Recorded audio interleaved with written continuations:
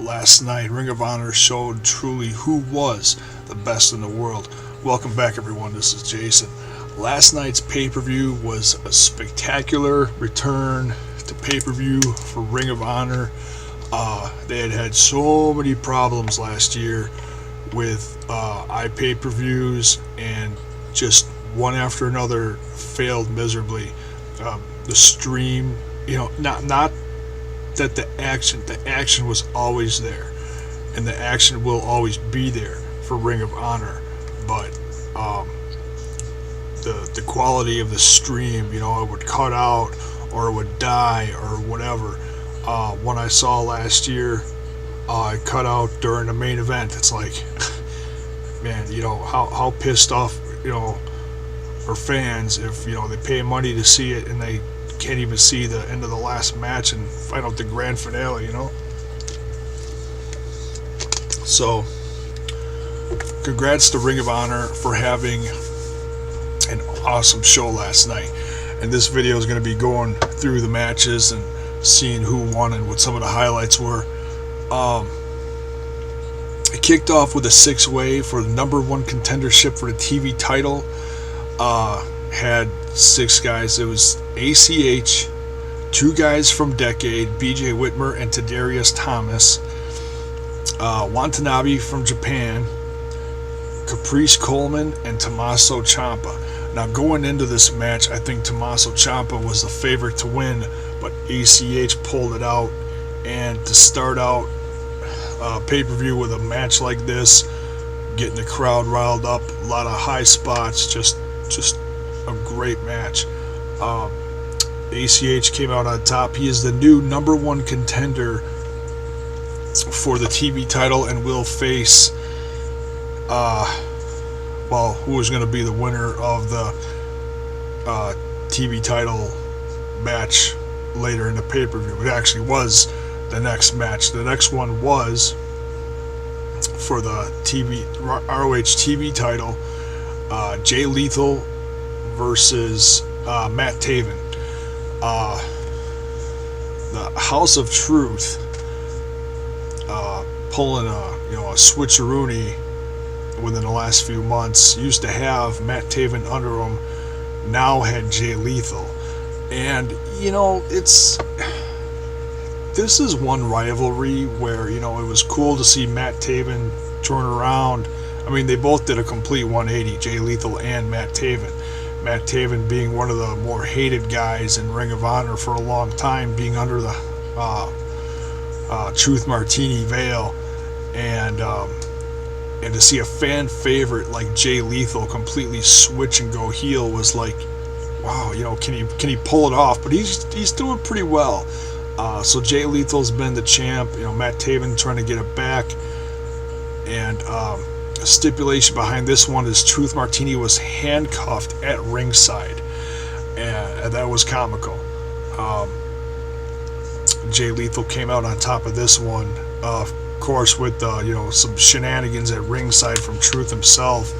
Always trying to get free, and actually did get free at the end.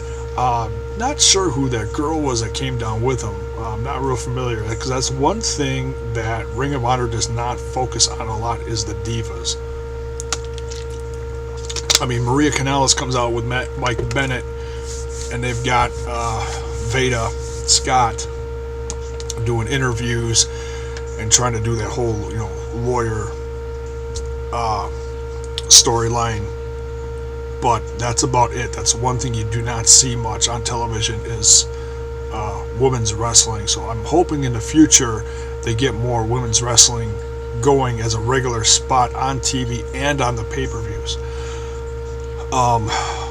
Another thing I want to say about this match regarding Jay Lethal in the House of Truth is one thing that I think is really missing from today's wrestling scene is managers. You look back at managers like Bobby Heenan, Jimmy Hart, Mr. Fuji, Captain Lou Albano, some of the classics like that.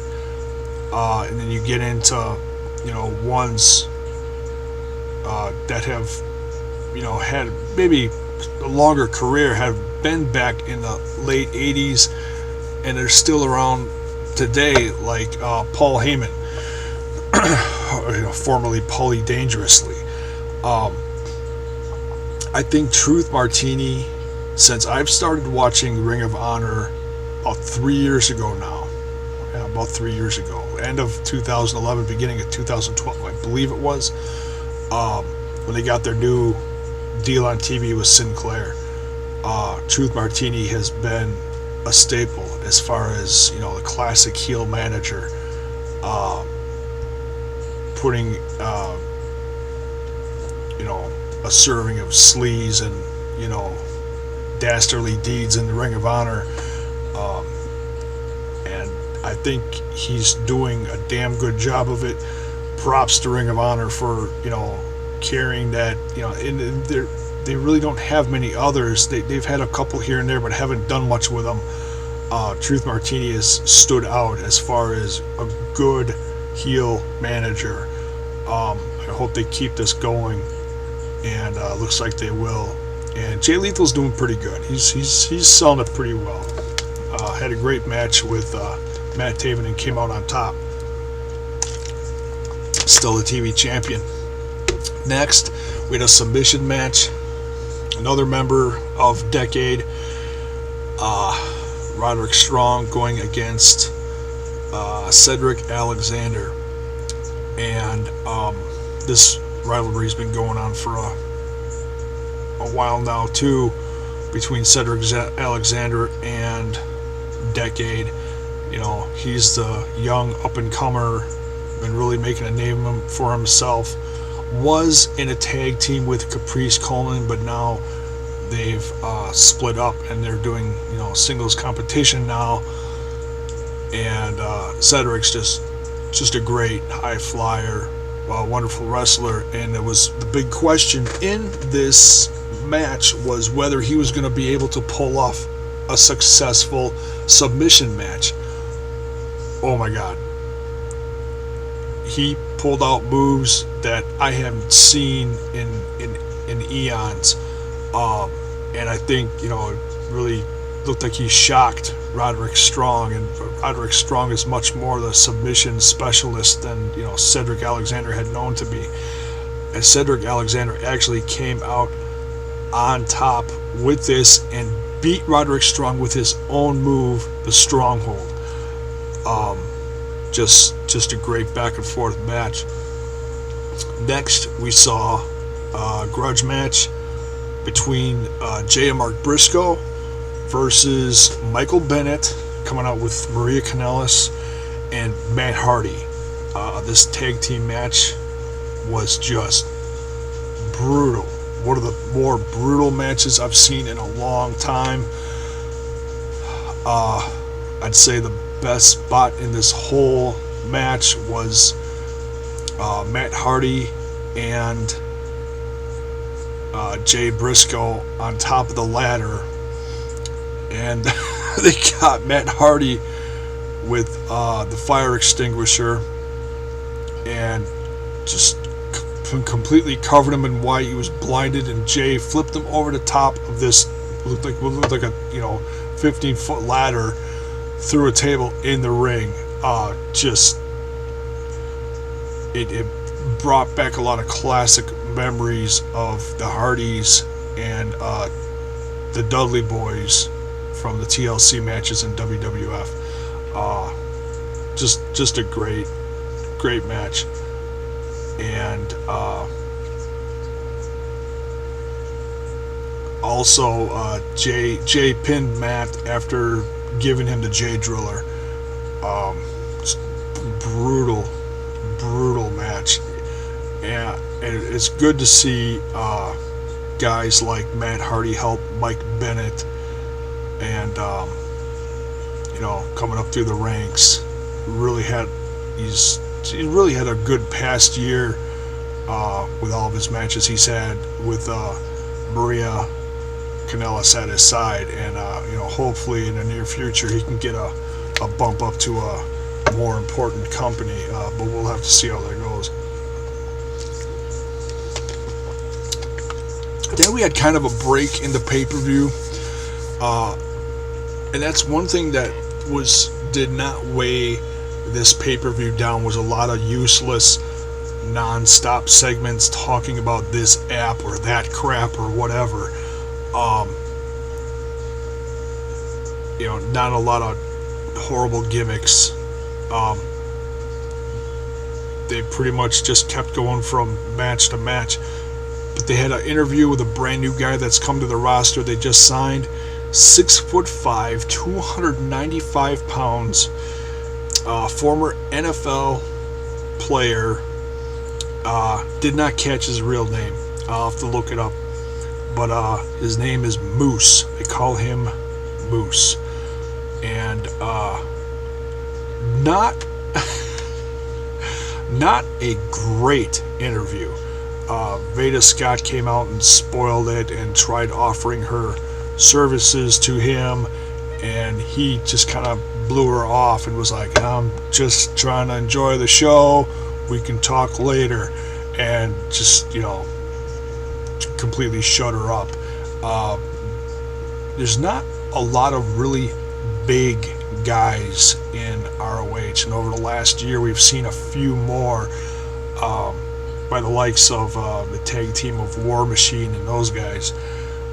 This is another really large guy, so we'll see where he goes in over the course of the next year, and see what he does on TV.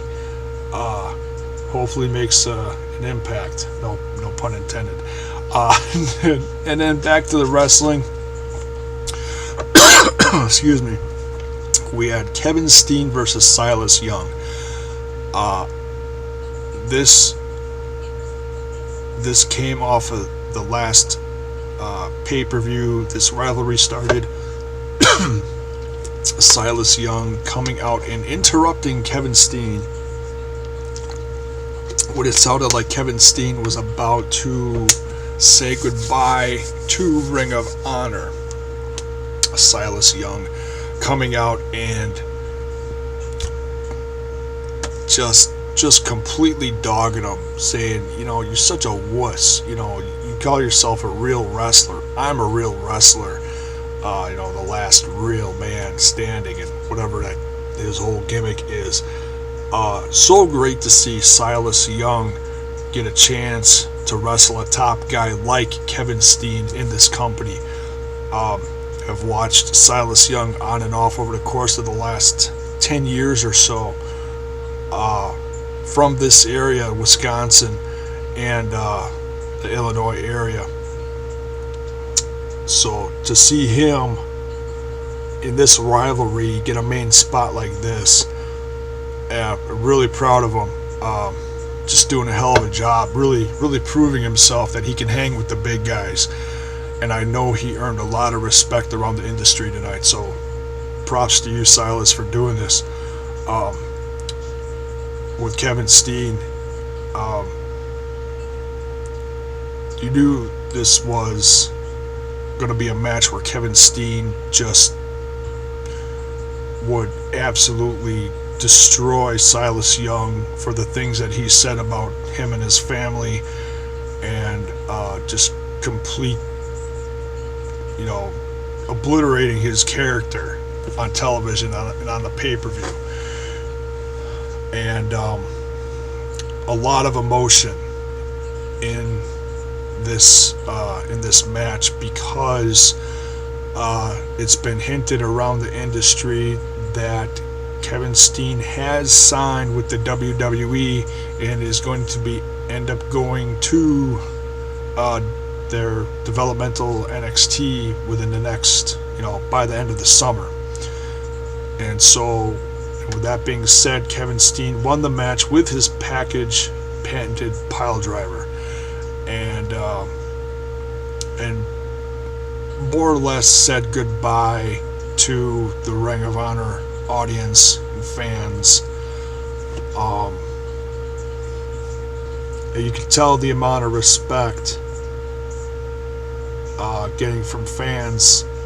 You can tell by the shower of streamers that he gets. That's one thing that sets this company aside from the others, is you You see, the streamers flying in the ring as a sign of respect. There's no pyro, there's no glitz. It's just these guys coming out and kicking ass and putting on an absolutely tremendous wrestling show, and that they did. So Kevin Steen pretty much said goodbye and ended up putting over Silas at the end of the match, shook his hand, and told him that he earned his respect, which just awesome. And then continued to talk to the crowd, get his cheers from the fans, and then Silas came back out and kicked his ass and just annihilated Steen. So he's got about a month and a half left on his contract with Ring of Honor. Steen does. And after this pay-per-view, after getting his butt kicked by Silas Young at the very end there, is that going to be it for Steen? Are we still going to see him on television, or are they just going to quietly take him off television now and let him ride out the rest of his contract until he gets to the WWE? We'll have to see. But nonetheless, if this is Kevin Steen's last appearance in Ring of Honor, I haven't been a Ring of Honor fan for that long compared to all the years Ring of Honor has put in. Still a fairly young company, but being a 12-year-old company, and I've only been watching for like the last few years, and getting to know Kevin Steen as a character, whether he was cheered like he was last night or top heel of the company when he was with Scum, watching him come back about the same time that I started watching Ring of Honor, like 3 years ago. Man, I cannot wait to see what he does in NXT, to renew old rivalries like he had with El Generico, aka Sami Zayn, to watch these guys reform a rivalry. Hopefully they do, and to see it on a bigger scale on WWE television or even NXT. And if you haven't seen it before, you guys are in for a treat. These guys can really go. So if that is it for Steen, thank you so much for all your time that you put into Ring of Honor, and hope to see you soon on WWE television within the next half a year or so, or sooner. Next, we had some tag team action for the tag team championships. We had, due to the company, Bad Influence. Now, I don't think they called them Bad Influence on the pay-per-view per se, but it was Frankie Kazarian teaming up with Christopher Daniels. And some of the promos that they cut leading up to this pay-per-view were pretty comical, especially the last one with Kazarian showing up on Daniels' doorstep in a big-ass box, like he got shipped from TNA down in Florida over to his house. Yeah, it was that last promo they did. It was up on YouTube on the Ring of Honor channel. It's quite humorous. Go check it out. Showing up in a box. So Frankie Kazarian and Christopher Daniels going up against Red Dragons, Bobby Fish, and Kyle O'Reilly, the tag team champs. I think a lot of people assumed Bad Influence coming into this, tag team match, first time ever, that they were just going to eat it up and take it right away. Well, they didn't. Just a great tag team match with some, classic, shenanigans going on, like pulling the ref out of the ring and usually when that happens, the ref turns around and, yells at the guy, or he's injured or whatever. This was a little different. Bobby Fish yanked the ref out of the ring when Kyle O'Reilly was about to get pinned, and he just was, wandering around. What happened? Who did that? Bobby Fish is around the corner, ducked down, hee. So yeah, very fun back and forth match between these two teams. Great to see Kazarian and Christopher Daniels in Ring of Honor. Christopher Daniels, of course, being in Ring of Honor before almost 10 years ago, I think. I think the last time he was in there was like 2005, 2006. So yeah, good to see him back. Good to see these guys teaming up again. Just another way to show that, I think that's a big mistake on TNA's part for letting this team slip away, because it was by far, in my opinion, their best tag team that they had. But nonetheless, we're sticking with ROH on this subject. So congrats to Bobby Fish and Kyle O'Reilly for keeping the tag team championships. I'm sure this rivalry is not done, and I'm sure we're going to see Kazarian and Daniels get those belts soon enough over the course of the next couple months. Now, last but certainly not least at this pay-per-view of Best in the World, proving who truly is the best in the world, is for the ROH World Championship. Adam Cole, the champ, going against the challenger, number one contender, who's been battling for that top spot over the course of this last year.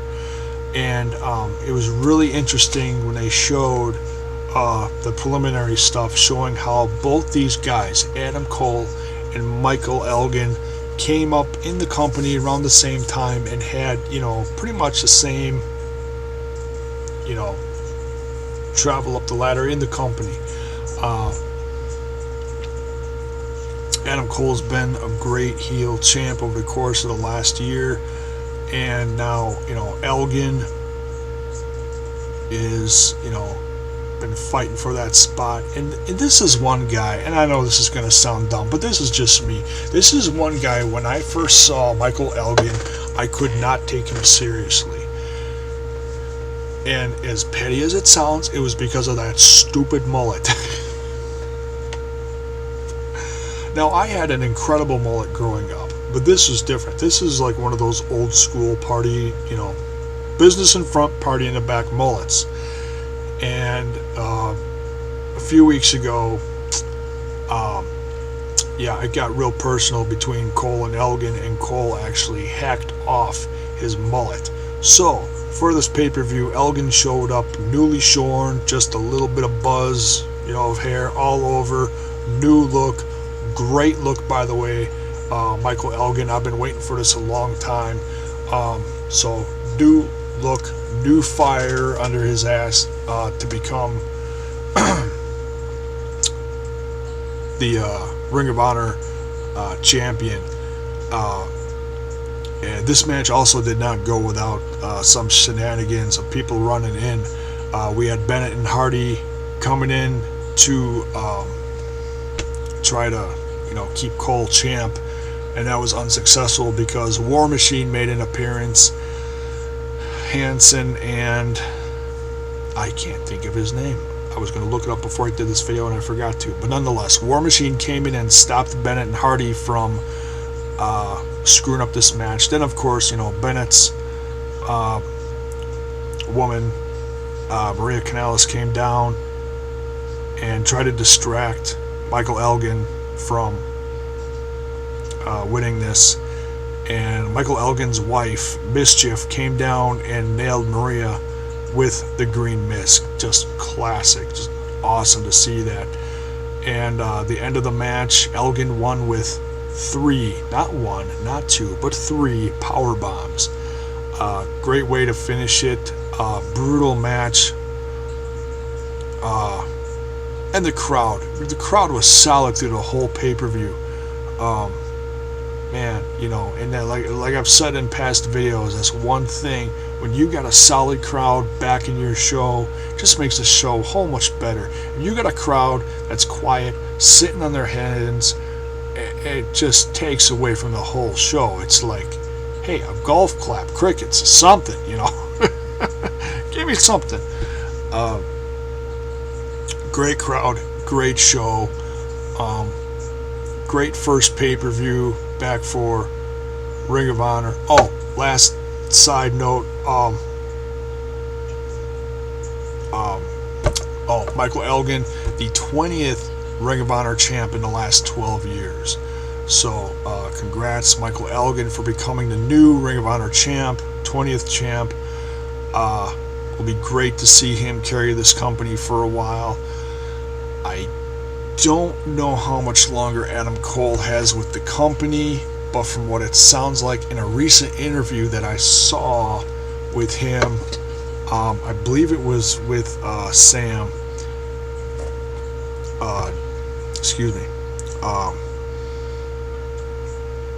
Saying that he had a tryout recently with the WWE, and whenever his contract was expired from Ring of Honor, to give them a call.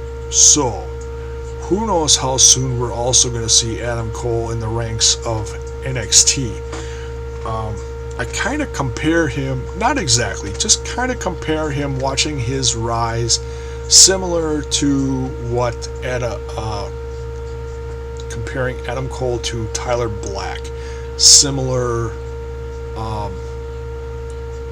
wrestling style, similar, you know, just all over. It's just one thing that I can compare it to a past Ring of Honor guy.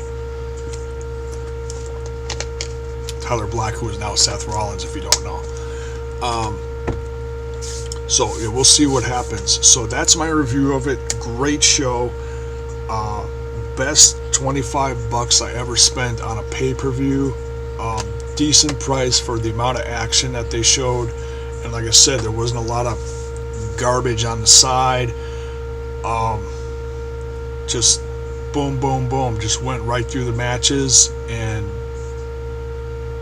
just a quality show overall. Just so happy for Ring of Honor to finally get back to doing shows like this on a monthly basis, and showing the world that they are truly a contender in the wrestling game here.